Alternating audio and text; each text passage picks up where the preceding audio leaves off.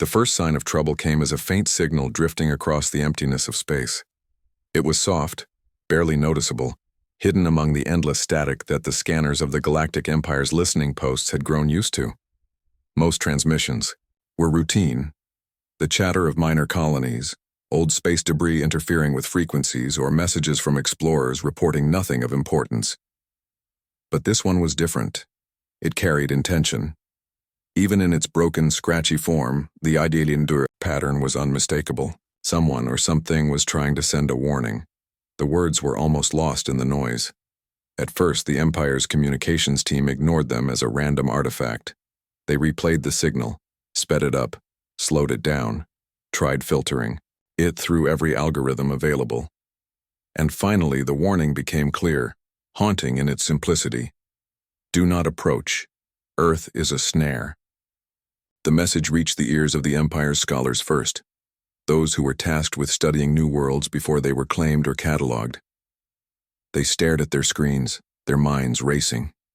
A snare? That wasn't a term used lightly. In interstellar diplomacy or exploration, it implied danger, a trap, a calculated threat, and yet the Empire's ruling council was far away, in the glittering halls of their capital where pride and arrogance often outweighed caution. Probably a primitive world, one of the junior scholars suggested, almost nervously. Maybe some kind of automated warning system. Their technology is too basic to be dangerous. But others shook their heads. No, said an older scientist, her fingers hovering over the control console. There's intelligence here. Patterns in the transmission suggest it's deliberate, repeated, and urgent. Someone wants to be understood. Someone wants us to leave. The council did not listen. They laughed at the idea of a small, seemingly insignificant planet daring to warn them. The Empire had conquered countless worlds, defeated countless civilizations, and yet here was a message suggesting they should hesitate. To the council, that hesitation was weakness. They dismissed the warning and called it superstition, a random broadcast mistaken for meaning. Still, not everyone within the Empire was so quick to scoff. A small group of analysts argued for caution. They pointed to the strange patterns in the transmission, the way certain frequencies seemed to pulse almost as if alive, almost as if trying to communicate not just words, but emotion. The words themselves were simple, almost childish in their clarity, yet the underlying message carried weight. Earth was not as it seemed. Meanwhile, across the void, the planet itself remained quiet. Earth had been alive for millennia, long before the Galactic Empire had risen. Its cities, oceans, and forests carried stories, but none of them were being broadcast. At least not in the way anyone could understand. To the human eye, if humans still lived there, it might have seemed like a silent world, empty and forgotten. But the planet had a memory, a way of defending itself, and for the first time, it had made the Empire aware of it. The council debated for days. A small scouting fleet was proposed, lightly armed, just enough to confirm what was already assumed, that Earth was insignificant, a place of minerals and resources, and little else.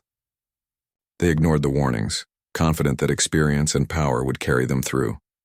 The human analysts, frustrated, begged the council to reconsider, to at least study the transmission further. But their pleas were met with indifference, or worse, derision.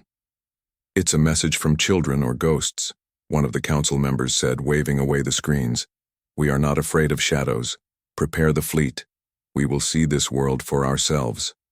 Orders were given. Ships were readied. The first fleet would travel across light years of empty space to reach the blue planet. Within the command centers of the Empire, celebrations quietly began. The Empire had never hesitated to explore. It had never failed to claim a world. This, they thought, would be no different. The crew of the fleet, however, felt something else. Among the thousands assigned to the mission, some noticed the patterns in the warning, felt the weight in its repetition. Many tried to push the thoughts aside, reasoning that caution was cowardice. Others kept it secret, whispering among themselves about the strange words, the warning that had come before. When the fleet departed, The planet seemed unchanged. Clouds drifted lazily across continents, oceans shimmered under distant sunlight, and storms brewed as they always had. There was no sign of the trap, no signal of danger. The Empire moved with confidence, convinced that the warning had been nothing more than superstition or error. Yet even as the fleet approached, instruments began to act strangely. A subtle interference appeared in their communication lines. Faint, at first, but growing. Data packets scrambled and reassembled into patterns that mirrored the original warning. Sensors that had never failed suddenly began to misread distances, velocities, even the gravity of the planet itself. Engineers scratched their heads, unsure if the equipment was malfunctioning or if something on the planet's surface was causing interference. Within the fleet, anxiety started to spread. Not openly, not in ways that would concern the Council, back home, but in private quarters among teams working late in the control rooms. The warnings had been real after all, and perhaps too many had ignored them. The sense of unease grew, but so did the determination. The Empire had to see the planet with its own eyes. It had to claim it, catalog it, and assert dominance. Fear was secondary. On Earth, the first hints of awareness stirred. Though abandoned by humans long ago, the planet carried with it the intelligence of those who had lived, learned, and left their mark. Ancient systems, long dormant, activated subtly at first. Energy flickered along fault lines, currents in the ocean shifted as if alive. Atmospheric readings changed. Even the magnetic field of the planet rippled with a pattern that seemed almost intentional. It was as if the planet itself was conscious of the approaching fleet, aware of the warning it had sent and now beginning to respond. Back in the Empire, officers noted anomalies. But the Council, far away in their halls of glass and steel, dismissed the reports. Minor interference, nothing worth concern. Continue the mission, the messages instructed. And so the fleet pressed on, crossing the void with steady purpose, blind to the danger that had been so clearly outlined in that one desperate warning. Even among the fleet, the human crew members who had studied Earth's signal tried to make sense of it. One whispered quietly in a hallway, "They are telling us to stop. They are trying to protect themselves, or something else." His companion laughed nervously. "We've faced worse. Nothing here can harm us. It's just a planet." But the unease remained. There were moments when the planet seemed to watch them, sending waves of energy that interfered with instruments, subtle tremors through the fleet almost as if it was alive. Lights flickered inside the command ship. Engines shivered for seconds that lasted like hours. Crew members spoke in hushed tones about visions in their monitors, fleeting shadows, patterns that seemed like faces, shapes that resembled figures, walking among ruins. Despite all of this, the fleet pressed on. The Empire did not hesitate. They never did. The warning had been clear. It had been simple, almost too simple. Earth is a snare. And yet, it was ignored. Pride and ambition outweighed caution. Curiosity outweighed fear. They believed themselves untouchable, invincible, and prepared for anything. Little did they know, the moment they crossed the final threshold into Earth's system, their assumptions would be tested in ways no one could imagine. For the warning was not a lie. Earth was not just a planet. It was a trap built long ago, a sentinel left behind by a civilization that had long vanished, but had left its mark. And the first signs of its awakening were already moving through the very space the fleet now occupied, waiting to remind the Empire that some warnings are never meant to be ignored. The first ships of the Empire arrived quietly at the edge of Earth's orbit. From space, the planet looked peaceful. Blue oceans stretched across vast continents, white clouds drifted lazily, and faint green patches hinted at forests and plains. At first glance, it seemed like a quiet, empty world, harmless, silent, even welcoming. The Council back home had predicted this. They had expected nothing more than a simple inspection, maybe a few scans for minerals and resources. But what awaited them was far from simple. The fleet's sensors began to pick up anomalies almost immediately. Instruments that had always worked perfectly suddenly showed strange readings. Gravity appeared slightly stronger in one region and weaker in another. Magnetic fields twisted and moved unpredictably. Engines on smaller ships shuddered without explanation. Crew members exchanged uneasy glances, but no one spoke loudly of fear. They had been trained to ignore discomfort, to focus on mission objectives. Still, the warnings they had dismissed before, the transmission that said, "Earth is a snare," now weighed heavily on some minds. The engineers, technicians, and even pilots who had seen the strange interference whispered in private. "Something isn't right," one said. "It's like the planet itself is alive." "Alive?" another asked, trying not to sound frightened. "Planets aren't alive, that's impossible." And yet, even as they argued, strange things continued to happen. A communication drone passing over the Pacific Ocean disappeared from all sensors for 30 seconds, then reappeared miles away, completely intact. A probe sent to the surface showed images of plains and forests, then suddenly blackened as if something had interfered with its camera feed. At first, these events were written off as technical errors, but the frequency and precision of the anomalies made it impossible to ignore. The fleet commander, confident but cautious, called a meeting. In the large observation deck aboard the command ship, officers gathered around a holographic display of the planet. The council back home was watching too, sending encouragement and reminders that no world had ever resisted the Empire. "Report?" the commander said, his voice steady, though a hint of concern lingered. "Sir," one officer began, "our probes are malfunctioning. It's not random. Signals are being disrupted in specific patterns. We've never seen anything like this before." Another officer added, "We've detected unusual energy surges from the surface. They seem coordinated, almost intelligent. At first we thought it was natural, but the patterns suggest otherwise." The commander frowned. "Intelligent? Are you saying the planet itself is trying to fight us?" "No, not fight, unwarned," another voice said. "It's as if the planet is communicating the way the first transmission suggested. There's purpose behind it. It's trying to stop us." The room fell silent. For a moment, even the commander seemed unsure. But he quickly recovered. "This is a planet. It has no weapons, no defense systems. The Empire has never failed against a world like this. Prepare for descent." And so the first ships moved closer. Smaller craft entered the atmosphere, scanning for life, energy, and signs of civilization. What they found was both fascinating and puzzling. Across the continents were remnants of structures, ruins that had clearly been built by intelligent beings, but they were ancient, abandoned, and mysterious. Some resembled cities, others enormous geometric shapes, and a few were entirely unrecognizable, mechanical, yet organic, as if nature itself had grown them.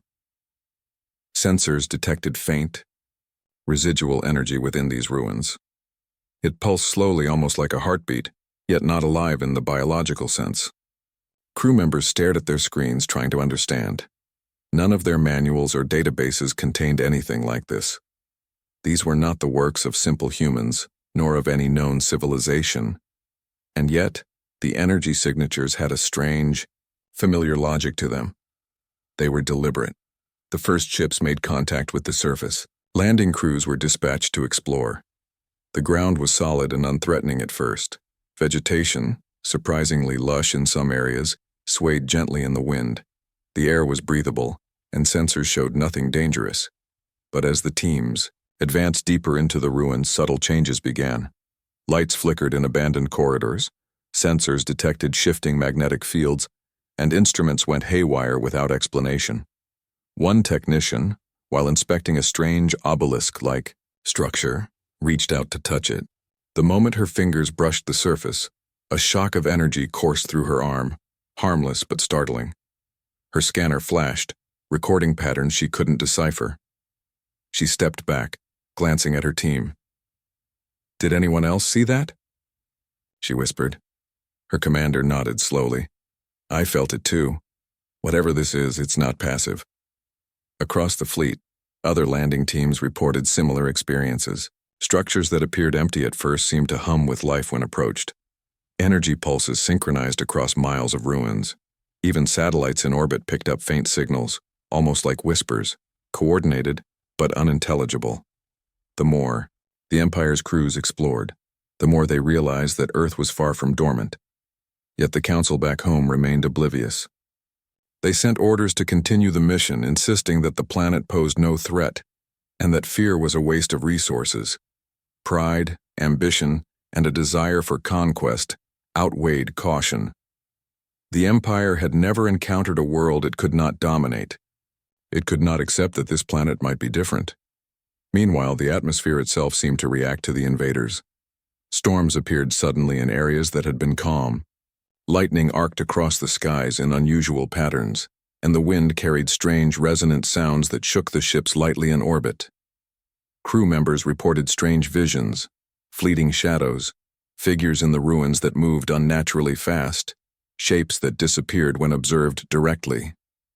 The experiences were subtle at first, easy to dismiss, but as the hours passed, it became harder to ignore.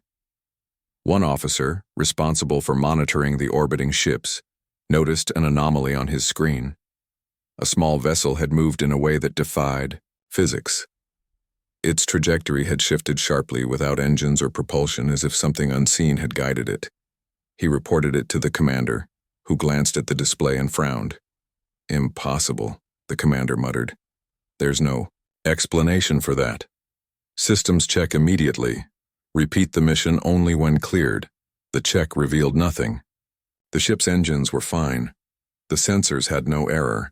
Yet the movement had happened. Crew members whispered about the warning once again. Earth is a snare. Perhaps it had not been a threat in words alone, but a statement of reality. On the planet, unseen forces moved deliberately. Energy pulsed along ancient circuits buried deep underground. Ruins shifted subtly, almost imperceptibly. Machines and structures, left behind by humans long gone, began to activate in coordination. They were not weapons in the traditional sense, but they had a purpose: to protect, to prevent intrusion, and to ensure that no fleet could conquer this world without consequences. Back in orbit, the fleet tried to maintain control, but each new disturbance challenged their confidence. Communications faltered, engines experienced microshocks, and sensors continued to misread distances and forces. For the first time, some of the crew felt fear, not panic, but the deep, unsettling realization that they were facing something entirely beyond their understanding. One scientist, monitoring the ruins, finally spoke aloud what many had been thinking privately. "We may have underestimated this world," she said quietly. "The warning wasn't random. Earth isn't just a planet. It's alive, somehow, and it knows we are here." The commander shook his head, unwilling to admit doubt. "Prepare for the landing teams. This planet is not going to stop us. Nothing has stopped the Empire before, and nothing will stop us now." As the ships descended closer to the surface, the planet seemed to respond with subtle intensity. Clouds shifted suddenly, forming thick barriers over the landing zones. Winds pushed against the ships in ways that defied known physics. Even instruments in the command ship began to fail intermittently, showing scrambled readings, energy spikes, and unexplained signals. Crew members felt the tension. Some whispered about retreat, but most pushed onward. Pride, training, and duty drove them, even as the first signs of danger became undeniable. And yet, the planet did not attack in a traditional sense. It did not strike the fleet directly. Its response was calculated, indirect, and precise. It was as if it were testing the intruders, gauging their persistence, watching how they reacted, and ensuring that the warning was experienced firsthand. The warning had been simple. Earth is a snare. Now the Empire was beginning to understand what that meant. The First Fleet had crossed the threshold, ignoring advice, dismissing caution, and underestimating the intelligence behind a message that had been delivered with clear intent. The consequences were subtle at first, but they were real. Every step taken toward the planet brought them closer to a truth that could not be ignored: that Earth was not merely a rock orbiting a star, but a carefully prepared sentinel, ready to respond to those who dared enter without respect. And as the sun reflected off the oceans below, glinting across the ruins and forests, it was clear that the warning had not been a bluff. Earth had prepared. The first arrival had been noticed. The first anomalies had been experienced, and the planet, ancient and patient, had begun to awaken. The Empire had never faced a challenge like this. Its fleets had conquered hundreds of worlds, crushed rebellions, and claimed countless planets without hesitation. Yet, as the second expedition approached Earth, there was a subtle unease that no council meeting or proud speech could erase. This new fleet was larger, stronger, and better equipped than the first. Thousands of ships, sleek and armed with the latest weapons, moved in formation through the void. The council had ordered it personally, insisting that this time nothing could go wrong. The warning from Earth, the simple, cryptic message, was dismissed entirely. The leaders believed that sheer power would make any resistance meaningless. The commanders of the fleet were seasoned veterans. They had fought in countless battles, seen planets resist and crumble, and dealt with civilizations that were technologically advanced enough to be dangerous. But Earth was different. Even as they approached, subtle anomalies hinted at an intelligence they could not yet measure. Sensors detected strange energy fluctuations across the planet. Clouds twisted unnaturally, as if moved by invisible forces. Oceans pulsed with currents that seemed to follow patterns rather than natural tides. At first, the anomalies were shrugged off as minor interference. But the repetition of these patterns caught the attention of the more observant officers. Something on the planet was responding to their approach. The first scouts sent to the surface reported unusual formations in the forests and deserts. The ruins, long abandoned and silent, seemed to have shifted slightly. Terrain that had been mapped perfectly from orbit appeared different when observed directly. Valleys seemed deeper, hills subtly reshaped. Even for a trained officer, it was unsettling. "Are we being observed?" one of the junior officers whispered during a briefing. The commander shook his head, though even he could not entirely dismiss the thought. It's a planet, not a living being.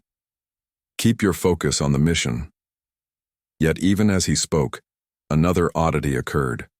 A probe, sent to map the surface in detail, vanished from sensors for several minutes, then reappeared hundreds of kilometers from its previous position. Cameras showed nothing unusual, but the data stream indicated a sudden displacement. The engineers argued over possible technical errors, but none could explain it. Landing teams were ready, and the decision was made to descend. The first ships entered the atmosphere with confidence, expecting only minor resistance. They saw familiar terrain, forests, rivers, mountains, and assumed it would be easy to land. But the closer they got, the more unpredictable the planet became. Storms erupted suddenly in areas previously calm. Winds buffeted the ships in unusual directions as if guided by a hidden force.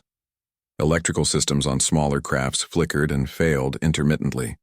Crew members felt a low vibration through the ship, subtle at first, then growing stronger. It was as if the planet itself were alive, aware of their presence and testing their persistence. On the surface, landing crews reported strange occurrences as well. Ruins that had appeared empty seemed to hum faintly, with energy pulses that could not be traced to any known source. Some structures shifted imperceptibly when observed, as if they were alive. Machines from long ago, left by humans who had vanished, began to activate on their own. They did not attack the intruders directly, but their movements were deliberate, coordinated, and precise. Crew members grew uneasy. Many whispered among themselves about the original warning. Earth is a snare. The words had seemed like superstition before, but now, in the light of these events, they carried weight. Yet the commanders pressed forward, unwilling to admit doubt in front of the crews. Fear was not part of their training, and hesitation was considered weakness. In orbit, the command ships noticed anomalies in the fleet's sensors. Communication lines started to distort randomly. Signals from smaller ships became garbled, sometimes, reporting events that seemed impossible. Sudden energy surges, minor gravitational anomalies, and unexplainable electromagnetic pulses. One officer muttered that it felt like the planet was rearranging reality itself. Others laughed nervously, dismissing it as fatigue or paranoia. Meanwhile, the council back home demanded progress reports. They were impatient and proud, convinced that no world could resist them. "Advance with the mission," they ordered. "Do not allow fear to cloud judgment. The planet is insignificant." Yet the evidence told a different story. The planet responded to every move. It did not attack directly, but it made every action of the Empire more difficult. Instruments failed, paths shifted, and even the simple act of landing became a challenge. Crew members noticed that the planet seemed to anticipate their moves, subtly altering conditions to test them. One landing team reported an especially strange event. They had entered a canyon that appeared normal from orbit. Suddenly, the walls seemed to shift, elongating and narrowing without explanation. Sensors failed to register the changes properly, leaving the team unsure of their exact position. The leader of the squad tried to maintain order, but unease spread among the members. It felt as though the planet itself was watching, aware of their presence and deliberately creating obstacles. Back on the command ship, discussions grew tense. The fleet's leaders debated whether to continue. Some argued for caution, noting the strange behavior of the planet. Others insisted on moving forward, convinced that hesitation would be seen as weakness. Pride and the culture of the Empire demanded action. Retreat was not an option.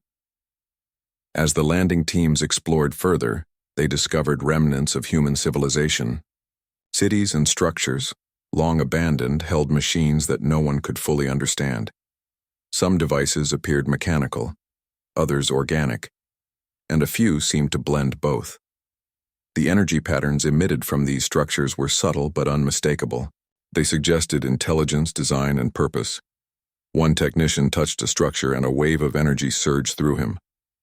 It was harmless, but it left a lingering sensation of awareness, as if the planet itself were acknowledging him. He stepped back, staring at the object in disbelief. His companions exchanged uneasy glances. "It's alive," someone whispered. "In some way, it's alive." The commander refused to admit fear, but privately he felt a growing concern. This planet was unlike any they had encountered. It did not fight in ways they understood, but it did resist, subtly, intelligently. And each time they took a step forward, the planet adapted, presenting new obstacles. In orbit, the fleet's ships continued to experience anomalies. Small crafts experienced sudden shifts in position, engines failed unexpectedly, and sensors reported impossible readings. The more they tried to assert control, the more difficult it became. Crew members began to whisper about the warning once again. "Earth is a snare." What had seemed like a simple caution now felt like a prophecy. The Council's impatience only increased. They demanded immediate progress, insisting that the fleet push through any interference. Pride and arrogance had blinded them to the reality of the planet they were confronting. The Empire had never met a world that required patience, observation, and respect. Earth was teaching them that lesson now, and they did not yet understand. Yet as the fleet pressed on, the planet's influence became more apparent. Electrical systems on larger ships fluctuated. Communication arrays scrambled intermittently. Even shields designed to withstand extreme forces faltered briefly under unseen pressure.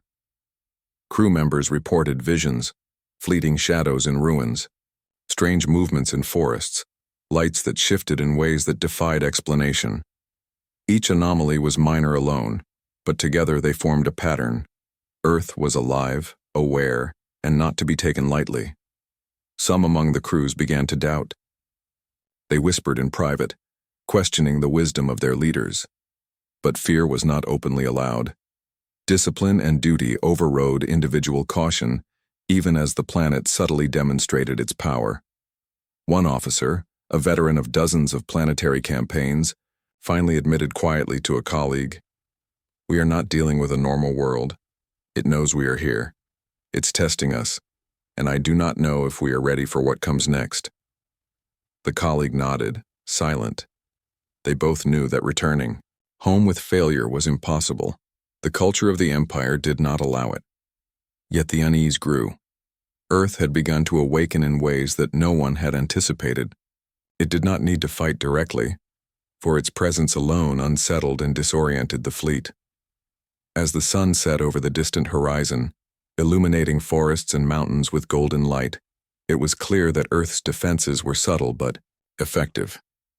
The planet itself seemed to move, adapt, and anticipate every move of the intruders. The second fleet, larger and more powerful than the first, was learning the same lesson. The warning had been real, deliberate, and profound. Earth was not a simple, defenseless world. It was a living snare, designed to challenge, to observe, and to protect. The Empire had ignored the warning once, and now the consequences were beginning to unfold. Pride, ambition, and confidence were no match for a planet that had been prepared for such a moment for millennia. And as the fleet continued its descent, unaware of the full scope of what awaited them, the planet quietly began the next phase of its defense. Patient, precise, and unstoppable. By the time the Empire's fleet fully entered Earth's atmosphere, the planet had already begun to respond in ways no one could ignore. It did not attack in the way they expected. There were no missiles, no sudden energy beams, no obvious traps. Instead, Earth moved subtly, intelligently, with a presence that seemed almost alive. Clouds twisted unnaturally above the landing zones, lightning flickered across the horizon in patterns that mirrored the fleet's movements, and storms erupted in areas previously calm. Every step forward for the fleet was met with resistance that was impossible to measure yet impossible to ignore. From orbit, the ships appeared majestic, perfect in formation. The Empire prided itself on organization and control, and this mission had been prepared for months. Thousands of crew members, pilots, engineers, and scientists had trained for every conceivable challenge.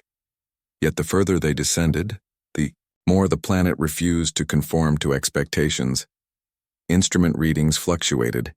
Gravity seemed slightly heavier in some areas, lighter in others. Magnetic fields shifted unpredictably, interfering with navigation systems.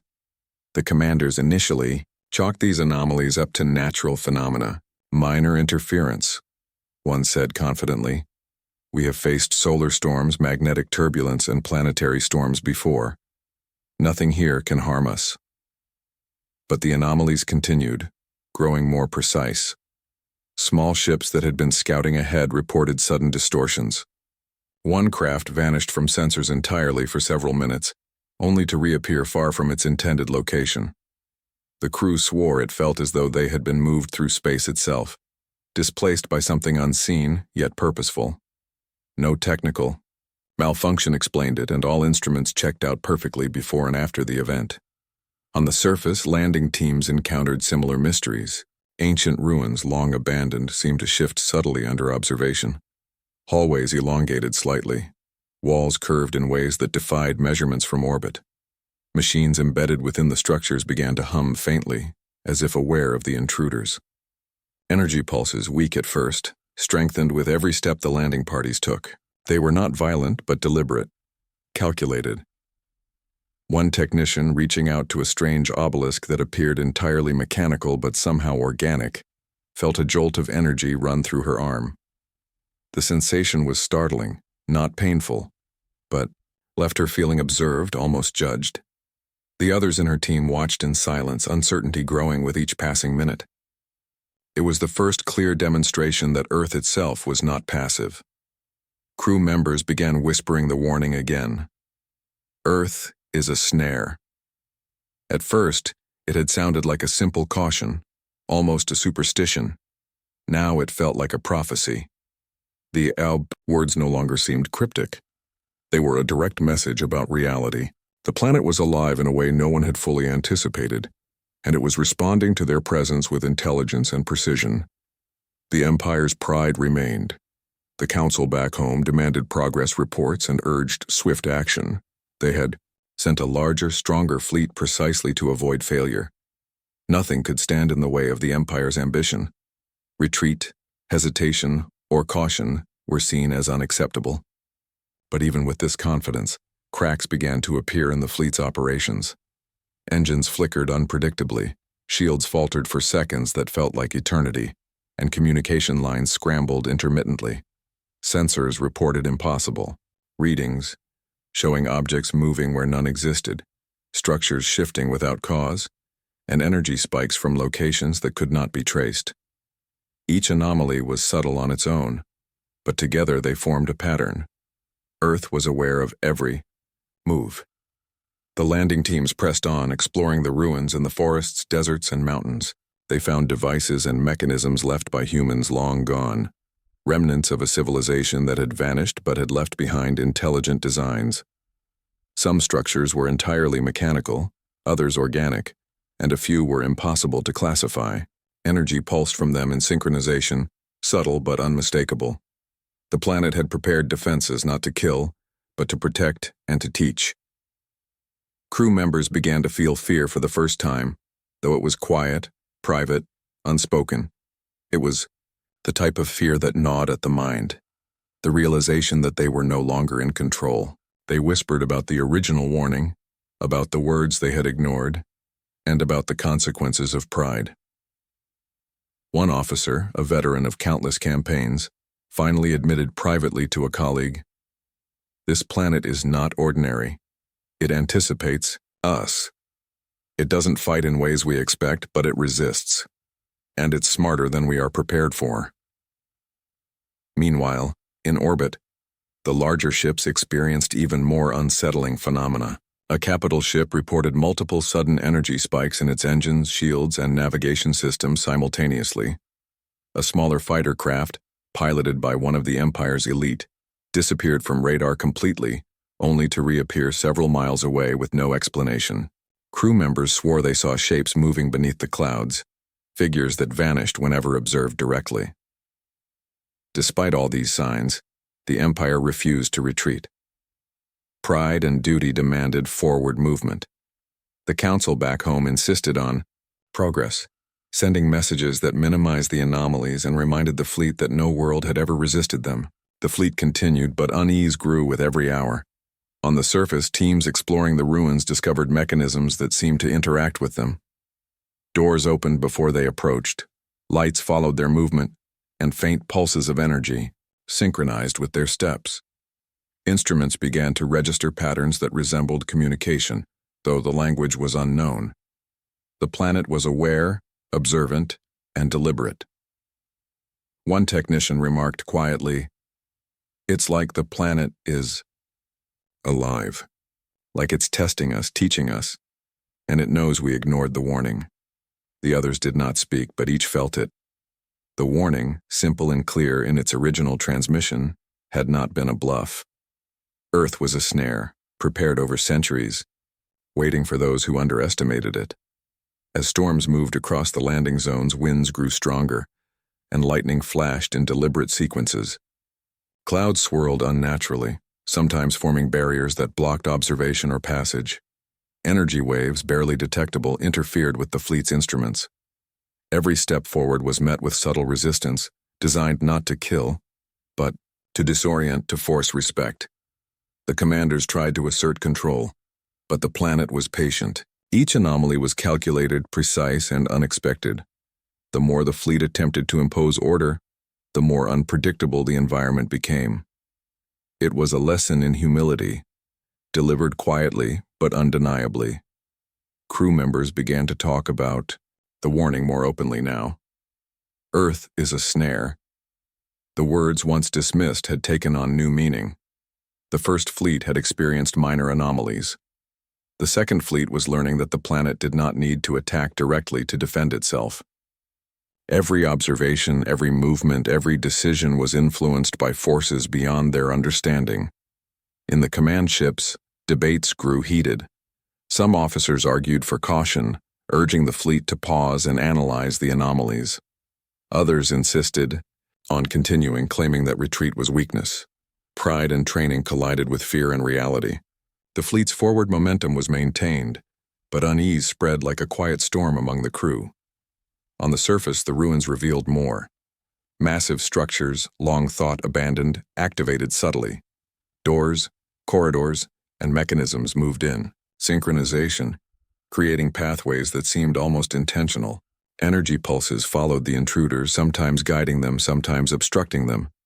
The planet's intelligence was evident in every motion. A veteran officer whispered to his team, "The warning, they weren't bluffing. Earth is alive. It's been waiting for us and it's prepared." No one spoke loudly. Fear had not yet turned into panic, but the sense of being watched, of being tested, was palpable. The Empire, for the first time in its history, faced a world that could not be understood through strength alone. Even the council back home reviewing reports could not fully comprehend what was happening.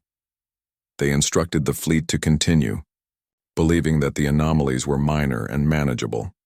But the patterns were clear to those experiencing them directly. Earth was not passive.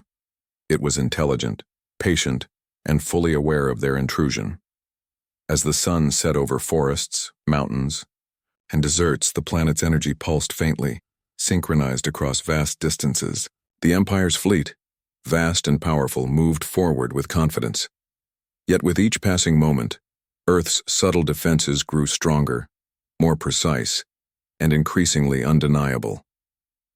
The landing teams, the engineers, the pilots, and even the commanders began to realize that the warning had been a truth, simple but profound.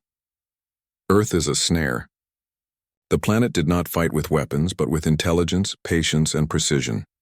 Every storm, every energy pulse, every subtle movement was part of a system designed to teach humility, enforce caution, and remind intruders that some worlds are not conquered through force alone. And as night fell over the planet, a quiet awareness spread through every officer and crew member. The first signs of Earth's true power were awakening, and the Empire would soon learn that pride and arrogance had no place here. The Empire's fleet, proud and confident, had believed that Earth would yield quickly. They had ignored the warning, brushed it aside, and assumed that no world could resist them. But now, as the ships moved deeper into the planet's orbit and landing teams explored its surface, the subtle disturbances began to escalate into something undeniable. It started slowly, almost imperceptibly. Ships that had been steady in orbit began to wobble slightly. Sensors showed minor energy fluctuations. Landing teams reported small tremors beneath their feet. Engineers shrugged it off at first, attributing it to mechanical issues or natural events. But as the anomalies continued, it became impossible to deny that the planet was reacting, and reacting with intelligence. The disturbances became more pronounced.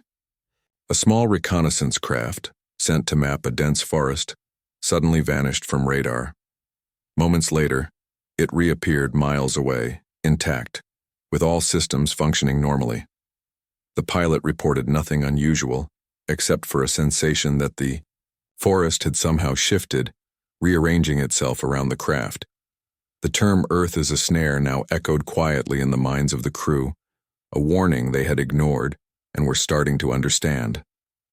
On the surface, teams exploring ancient ruins discovered mechanisms that had remained dormant for centuries.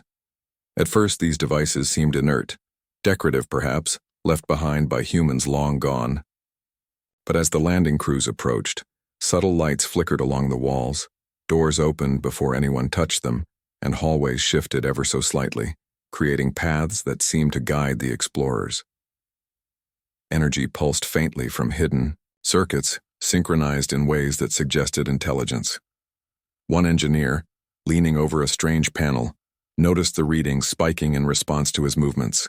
"It's like it's alive," he whispered, shaking his head in disbelief.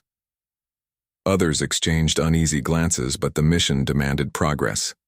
Pride and duty pushed them forward. Meanwhile, storms began to form in unpredictable locations. Lightning struck distant mountains and winds buffeted ships in orbit, making navigation more difficult. The anomalies were no longer subtle. They were deliberate. The planet was acting as a defensive organism, testing, obstructing, and warning simultaneously. The fleet commanders attempted to assert control. "Maintain formation," one shouted over the intercom. "We are the Empire. No world can stop us. Continue the mission." But the planet seemed indifferent to their authority.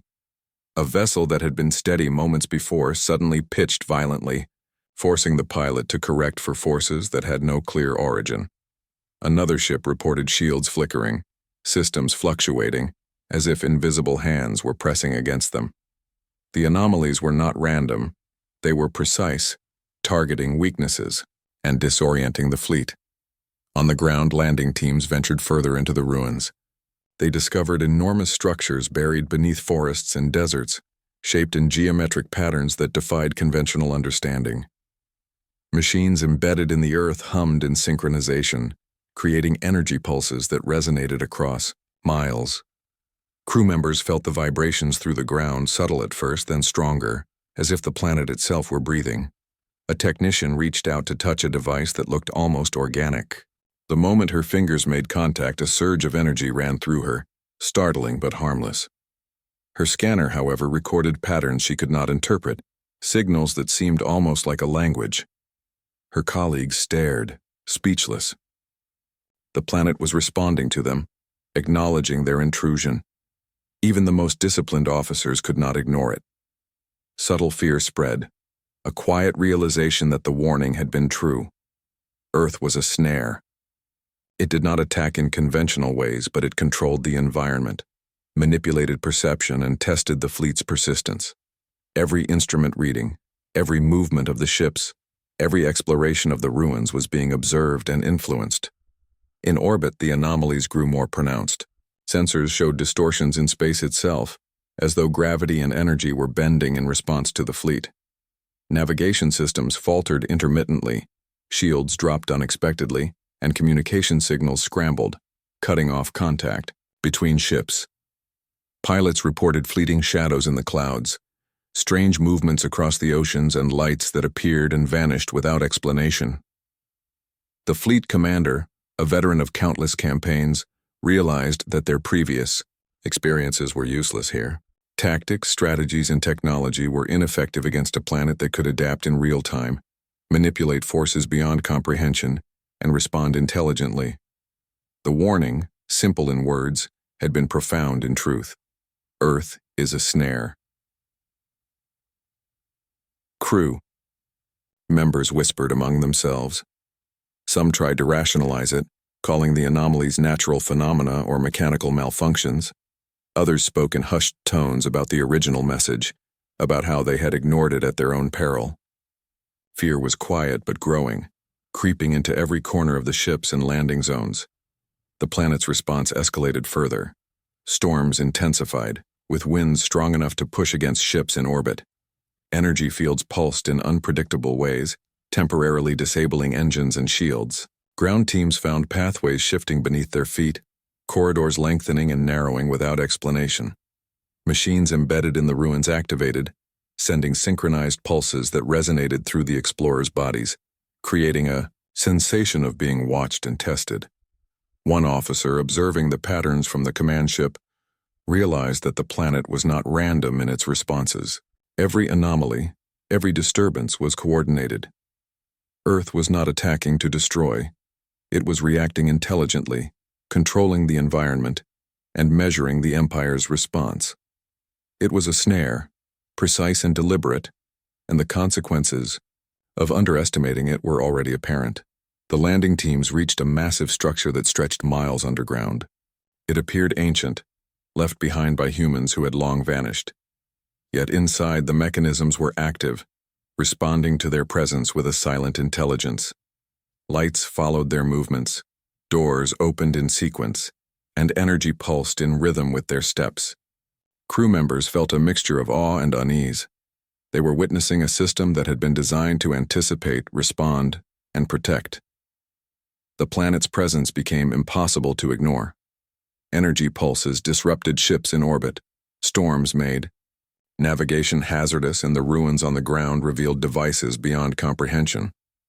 The Empire's fleet, proud and confident just days ago, now faced a reality they could not control. The warning was no longer abstract. It was being demonstrated. In real time, crew members began to speak openly about fear. "We ignored the warning," one whispered to a colleague. "We should have listened. This planet, it's alive, and it knows we are here." Others nodded silently.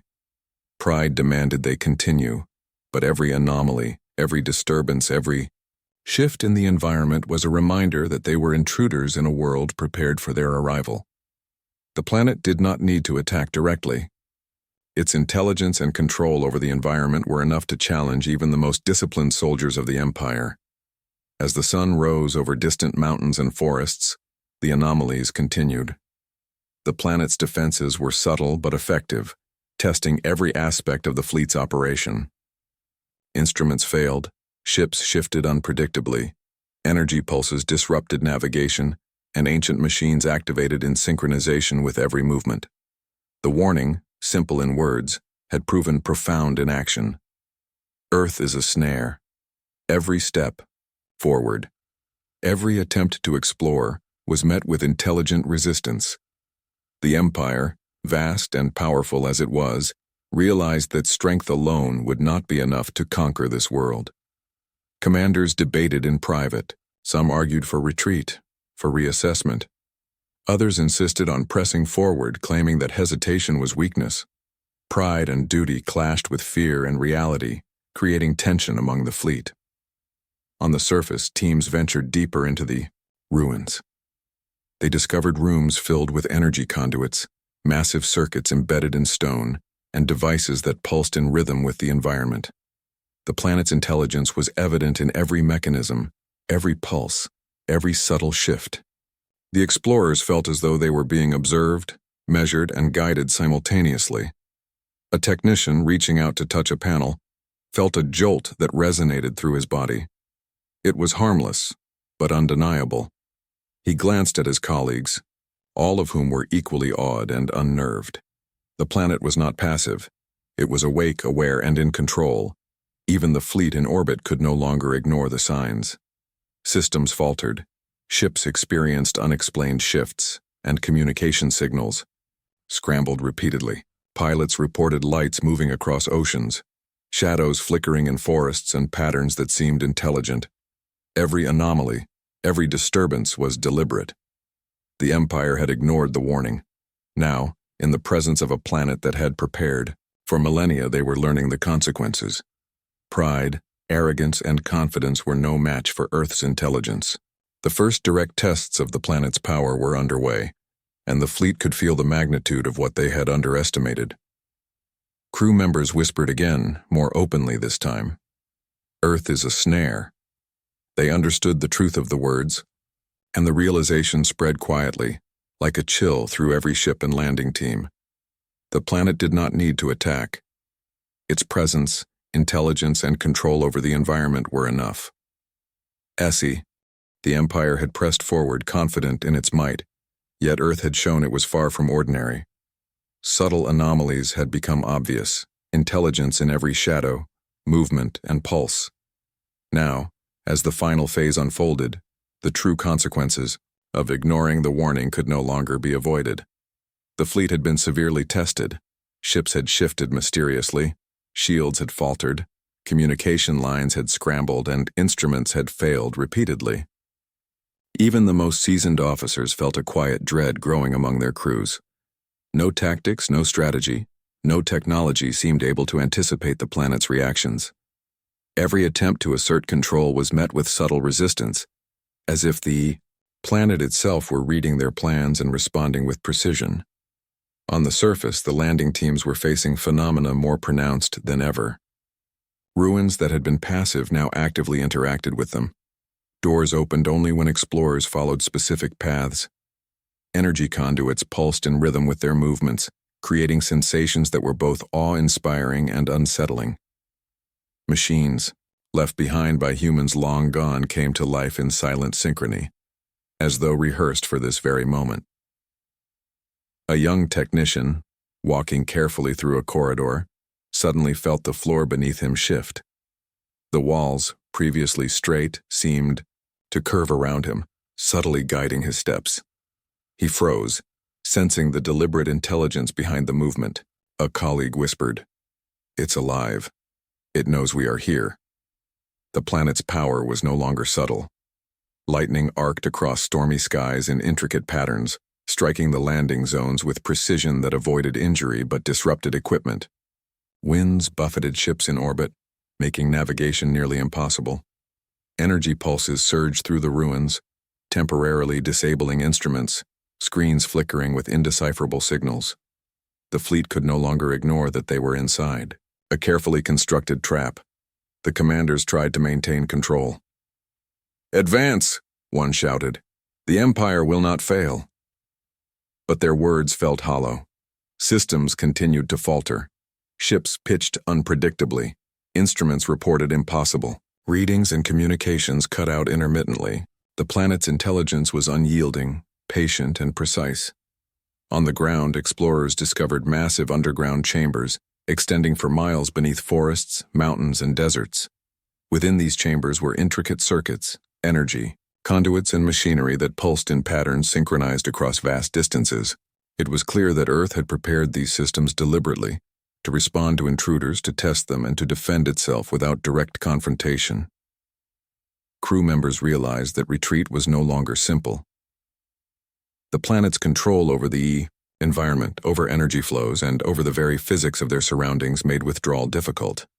Ships experienced unexpected gravitational shifts during ascent. Landing teams found pathways that had guided them inward now blocked or altered, slowing their progress.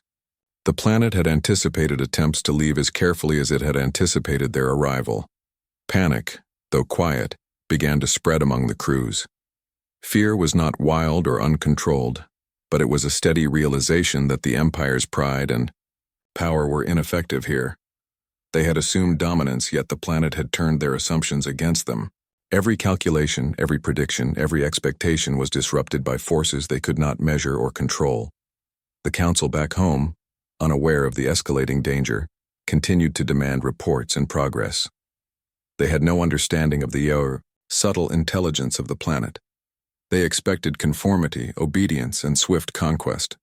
The reality, however, was that the Empire's confidence was unraveling. The fleet was caught in an environment that did not respond to force, strategy, or technology, only to awareness, intelligence, and patience. Storms intensified.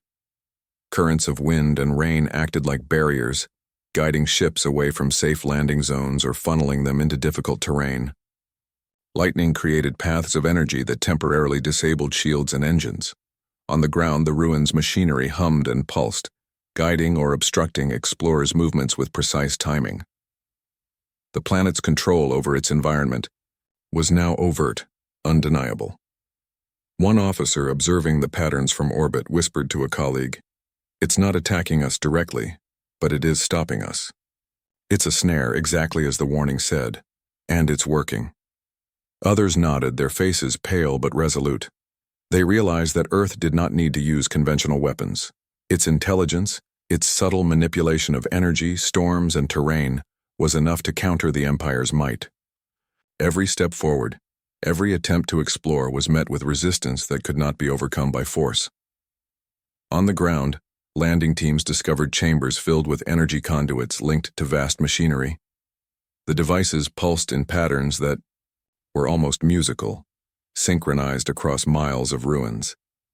Explorers felt vibrations through their bodies, subtle at first, then strong enough to unnerve them. Instruments recorded signals they could not interpret, almost like language, almost like thought. The planet itself was communicating, or at least responding in a deliberate, intelligent manner. The fleet in orbit faced the same challenge. Ships experienced sudden shifts, engines faltered, shields wavered, and navigation became unreliable. Pilots reported visions of moving shadows, impossible shifts in terrain below, and lights that blinked in synchronized patterns. Every anomaly was a demonstration of Earth's awareness and precision. Commanders debated whether to continue. Some argued for caution, to retreat and reassess. Others insisted that failure was not an option, that the Empire must persevere. Pride and duty clashed with fear and reality, creating tension among crews and officers alike. Yet the planet did not need to attack directly. Its very presence, its intelligence, and its control over the environment were sufficient. On the surface, explorers reached the deepest chamber of the ruins. Massive structures, intricately designed, pulsed with energy that extended for miles. The mechanisms appeared deliberate, responsive to the presence of intruders, and designed to guide, test, and obstruct. Crew members felt as though they were being measured, judged, and observed. They realized that Earth had prepared for this moment for millennia. The planet's subtle intelligence became overt. Energy pulses disrupted equipment, light patterns guided or misled explorers, and storms above created barriers in the skies. Every attempt to advance was met with resistance. Every effort to communicate or navigate was challenged. The Empire, proud and mighty, was learning that it could not dominate through force alone. The warning had been clear, simple, and true. Earth is a snare. Every crew member felt the weight of those words now. The planet did not attack directly. It did not need to.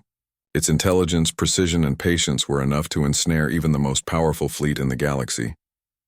As night fell, storms intensified across the landing zones and orbital paths. Ships struggled against invisible forces. Instruments flickered, with anomalies and energy pulses continued to interfere with systems.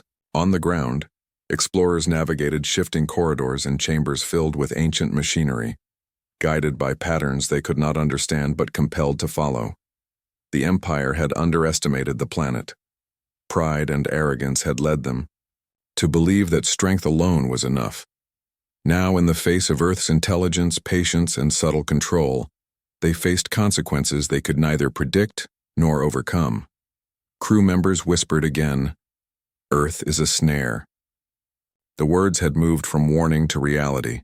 Every storm, every pulse of energy, every shift in terrain confirmed the truth. The Empire's might was no match for intelligence, patience, and preparation. By dawn, the fleet and landing teams had endured a full night of disruption. Storms, energy pulses, shifting terrain, and subtle manipulations had forced retreat, recalibration, and caution. Pride had been challenged. Confidence had been shaken. Every officer, engineer, pilot, and explorer understood the lesson Earth had delivered. Arrogance and force are powerless against intelligence and preparation. And yet, despite all the anomalies, despite the warnings, despite the undeniable intelligence of the planet, the Empire did not fully surrender. It continued to push forward, adapting as best it could, trying to impose order on chaos that was beyond comprehension. But Earth, patient and deliberate, had already claimed victory. The warning had been ignored, the snare had been sprung, and the Empire had learned through experience rather than instruction that some worlds are not conquered through strength alone. In the silence between storms, amid the glowing energy, pulses of the ruins and the shifting corridors, every crew member could feel it. The planet had prepared, the planet had acted, and the consequences of arrogance had arrived. Pride, ambition, and confidence had no place here. Earth had shown its intelligence, patience, and precision, and the Empire had no choice but to acknowledge that it had underestimated this world. The warning was no longer a message. It was a truth, experienced firsthand. Earth is a snare. The Empire, powerful and mighty as it was, had learned the lesson too late. And for those who had dismissed the word so easily, the consequences were now undeniable.